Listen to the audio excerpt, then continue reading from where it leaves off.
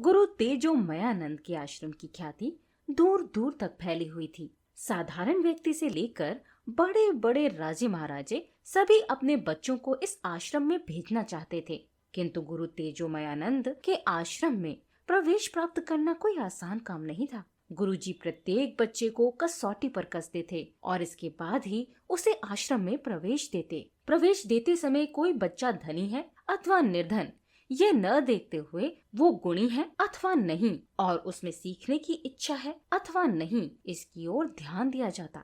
किंतु एक बार इस आश्रम में प्रवेश मिल गया तो वो बालक सर्वगुण संपन्न होकर ही बाहर आएगा, इसका प्रत्येक माता पिता को विश्वास था। वर्ष के आरंभ में एक दिन समीप के ही दो राज्यों के राजकुमार प्रवेश के लिए आश्रम आए। उनके पिता अर्थात दोनों ही राजाओं को बच्चों को वहीं छोड़ सायंकाल वापस आने की सूचना द्वारपाल ने दी। गुरुजी अन्य कार्यों में व्यस्त हैं, ऐसा बताकर राजकुमारों को प्रतीक्षा करने के लिए कहा गया। गुरुजी की अनुमति के बिना आश्रम में प्रवेश वर्जित था, अतः दिलीप व राहुल ये दोनों राजकुमार आश्रम के बाहर ही प्रतीक्षा करने लगे। काफी समय तक आश्रम के बाहर खड़े रहकर प्रतीक्षा करते करते राहुल बेचैन हो गया। उसे भूख भी लग रही थी। आश्रम के बाहर परिसर में लगे फल बिना किसी से पूछे वो तोड़कर खाने लगा। वहाँ रहने वाले वन जीवों व पंछियों पर पत्थर से निशाना साधकर वो समय बिता रहा था। दूसरी ओर दिलीप धैर्य पूर्वक गुरुजी के अनुमति की प्रतीक्षा कर रहा था। इस खाली समय में उसने आश्रम के आसपास के परिसर से कांटे इकट्ठे किए, पेड़ पौधों से टूटकर गिरे हुए फूल एकत्रित कर उसका एक सुंदर हार बनाया। इतने में ही गुरु बाहर आए। प्रेम पूर्वक उन्होंने दोनों राजकुमारों का स्वागत किया। अपने हाथों से गुंथा हुआ हार दिलीप ने गुरुजी को अर्पित किया। दोनों राजकुमारों के साथ आश्रम में प्रवेश करने से पहले गुरुजी ने द्वारपाल के साथ अत्यंत धीमे स्वर में कुछ बातचीत की। राजकुमार आश्रम में आए। गुरुजी ने उन्हें भोजन करने के लिए कहा। थाली सामने आते ही भूख से व्याकुल राहुल ने तुरंत भोजन करना आरंभ किया, किंतु दिलीप ने पूरी थाली परोसी जाने के बाद ही मंत्र पढ़कर पहला कौर मुंह में लिया। एक सब्जी में नमक कुछ कम था, इसका अनुमान लगते ही राहुल ने कहा, गुरुजी, लगता है इस सब्जी में नमक डालना रसोइया भूल गया है, उससे कहें मुझे थोड़ा नमक दें।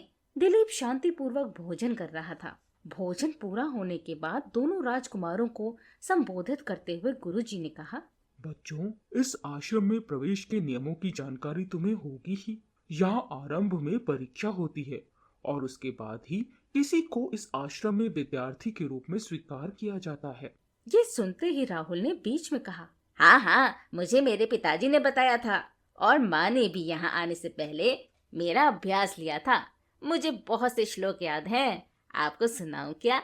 नहीं, उसकी आवश्यकता नहीं है। मैं तुम्हें एक अत्यंत सरल कार्य देने वाला हूँ। यदि तुम ये कार्य कर पाए तो तुम्हें आश्रम में विद्यार्थी के रूप में प्रवेश मिल जाएगा।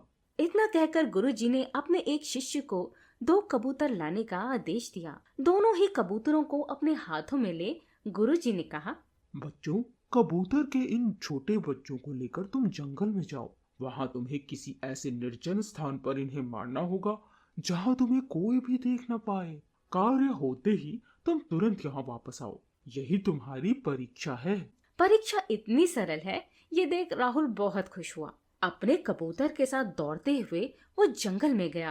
आसपास कोई देख नहीं रहा है, इससे आश्वस्त होते ही उसने कबूतर की गर्दन मोड़ दी। कबूतर के प्राण पखेरु उड़ गए। मरे हुए कबूतर के साथ दौड़ते हुए राहुल आश्रम वापस आ गया। अब तो मुझे आश्रम में प्रवेश मिल ही जाएगा।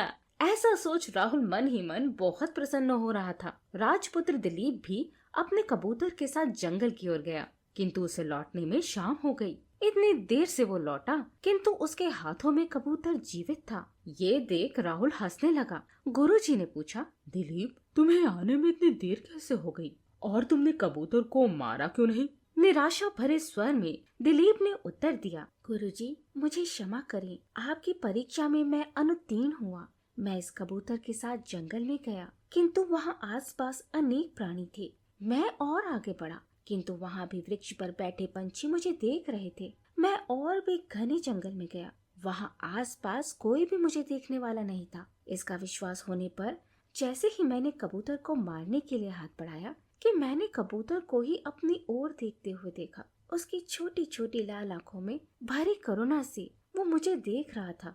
मेरे हाथों से छूटकर खुले आकाश में उड़ जाने के लिए वो तड़प रहा था, किंतु फिर भी अपने हृदय को कठोर कर मैंने कबूतर की आंखों पर हाथ रख लिया। लेकिन स्वयं मेरी ही आंखें मुझे देख रही थी। अंत में अपनी भी आंखें मूंदकर जब मैंने इसको मारना चाहा, तो मेरा मन मुझसे कहने लगा कि इस कबूतर की हत्या करने का तुझे कोई अधिकार नहीं है। बिना किसी अपराध के इस निर्दोष जीव के प्राण लेना पाप है, अन्याय है। गुरुजी, मेरी अंतरात्मा मुझे देख रही थी। मैं एक स्थान से दूसरे स्थान पर भटकता रहा, किंतु मेरी अंतरात्मा, मेरे मन में विराजमान ईश्वर जहाँ मेरी ओर न देख रहे हों, ऐसा एक भी स्थान मुझे नहीं मिला। अंत में मैं इसे साथ लेकर आपके पास लौट आया। मैं इसे मार नहीं सका गुरुजी, मुझे क्षमा करें। दिलीप का ये उत्तर सुन गुरुजी के चेहरे पर प्रसन्नता व संतुष्टि के भाव आए। वे बोले, दिलीप, तुम्हारा ये उत्तर सुनकर मुझे अतीव प्रसन्नता हुई है। तूने जो कुछ कहा वो सत्य ही है और मुझे जैसी आशा थी वैसा ही तूने किया।